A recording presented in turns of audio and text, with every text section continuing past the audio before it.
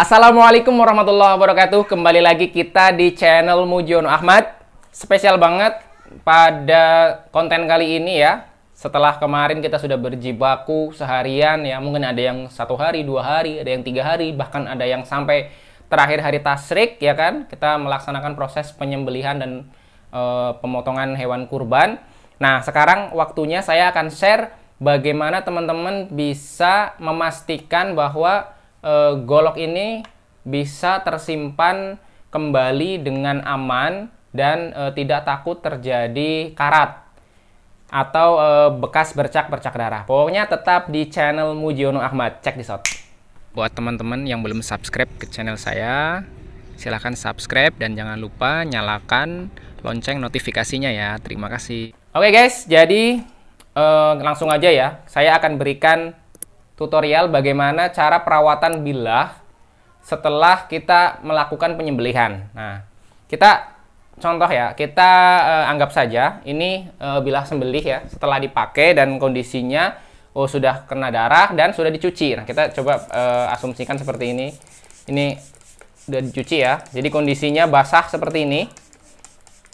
Nah, ketika sudah dicuci dan kondisi basah seperti ini, teman-teman yang harus teman-teman lakukan adalah mengeringkannya. Nah, bagaimana cara mengeringkannya?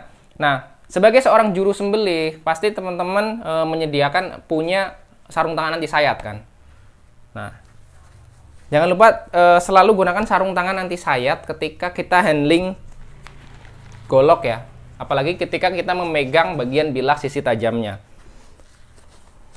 Nah, yang teman-teman lakukan adalah mengelapnya setelah kita cuci dengan air, adalah mengelapnya ya. Nah, cara mengelapnya gimana? Ini kita sediakan tisu, kita ambil 3 lembar tisu ya. Oke, kemudian kita lipat sampai ukuran kecil ya, kita lipat, nah sampai ukuran segini ya. Nah, kemudian yang pertama adalah kita posisikan seperti kita hendak mengiris seperti ini ya. Kita lipat jadi 2. Kemudian kita usapkan dari pangkal sampai ujung seperti ini. Ya. Nah, sisi sini benar-benar sudah kering. Kemudian kita balik posisinya yang bagian punggung. Ya. Kemudian kalau dirasa tengahnya belum sempurna, kita kering sempurna, kita seperti ini, guys. Ya. Usahakan memakai sarung tangan anti sayat. Nah, kita lihat dengan seksama ya, masih ada bercak air atau enggak. Jadi teman-teman, yang saya ingin sampaikan di sini adalah bahwa sebaiknya sebuah pisau sembelih itu dalam kondisi polis ya, dalam kondisi mirror polish, baik mirror polish maupun satin polish. Jadi maksudnya bilahnya itu bilahnya itu kinclong, bebas dari karat. Maksudnya itu adalah dia di finishing sampai grade halus, minimal grade 800 sampai grade 2000. Kalau ini contohnya adalah grade 2000. Kenapa? Karena semakin halus permukaan bilah, maka dia permukaannya semakin halus sehingga dia tidak menyimpan kotoran-kotoran atau bercak-bercak air, titik-titik air pada permukaan bilahnya, dan dia lebih mudah untuk dilap.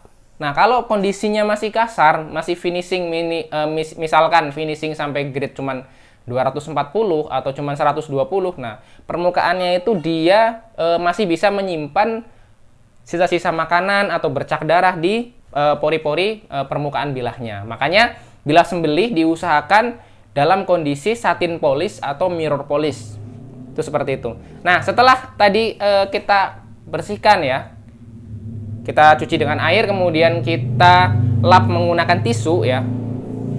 Hal yang kedua adalah kita pastikan bahwa benar-benar tidak terjadi karat. Kalau misalkan sudah terlanjur ada karat ya, ataupun belum ada karat, kita mau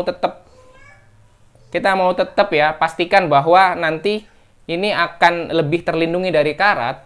Teman-teman yang harus teman-teman siapkan adalah autosol dan juga penghapus ini whiteboard Nah, penghapus whiteboard ini nanti akan digosokkan menggunakan autosol di bilahnya. Nah, di whiteboard eraser ini ya, dia kan ada magnet ya. Jadi nanti lebih gampang untuk menggosok ke badan bilah. Nah, seperti ini caranya, guys.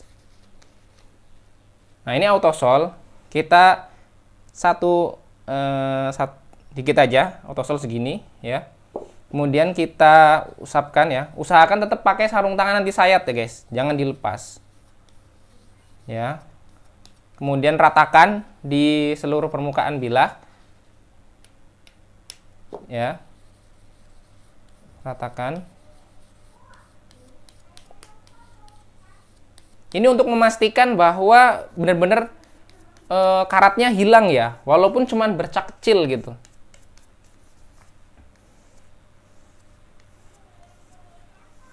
Ya, kemudian kita gosok pakai penghapus board marker. Seperti ini, guys, caranya.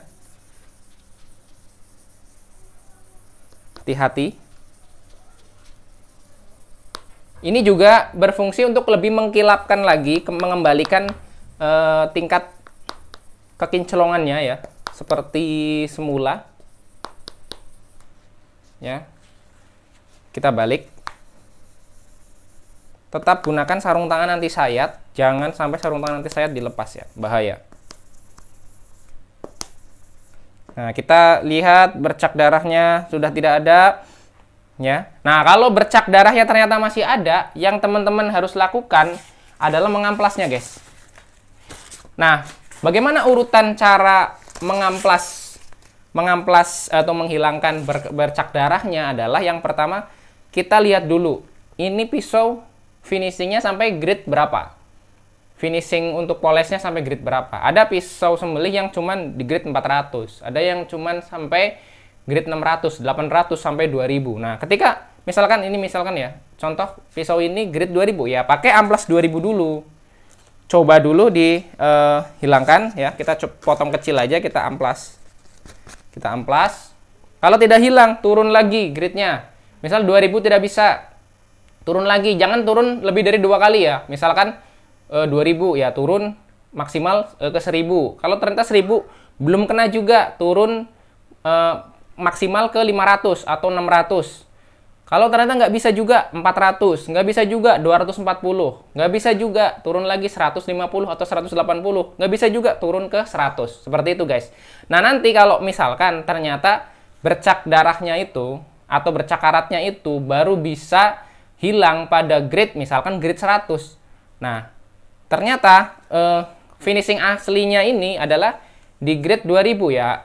Berarti teman-teman nanti ngamplasnya bertahap dari mulai 100, 150, 240, 400, 600, 1000 sampai 2000. Seperti itu, guys. Jadi nanti biar mengembalikan kondisi kondisi permukaan bilahnya itu rapi seperti semula, seperti itu. Nah, tadi ini sudah kita gosok pakai autosol, kemudian selanjutnya adalah kita lap lagi menggunakan tisu ya. Kita pakai 3 lembar lagi tisu. Ya, kita pakai 3 lembar lagi tisu. Kemudian kita lipat lagi sampai kecil ya, lipatan kecil. Kemudian kita lap lagi. Kita lap lagi.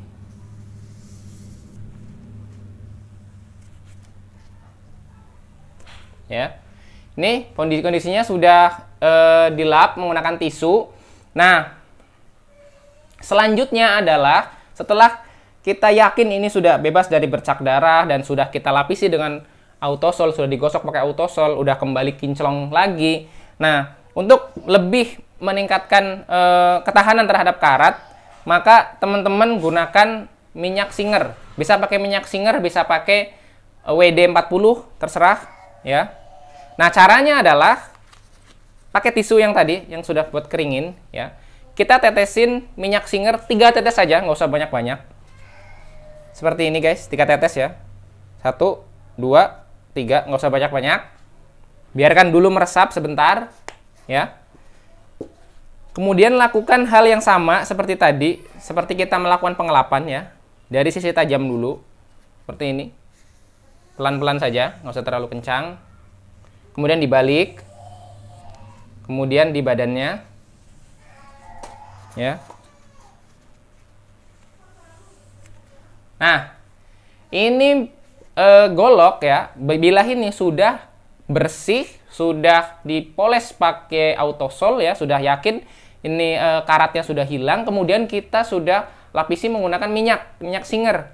Nah, ini sudah aman guys, sudah aman, tinggal dimasukin ke dalam sarung seperti ini, siap untuk disimpan. Jangan lupa seminggu sekali atau 2 minggu sekali dicek lagi.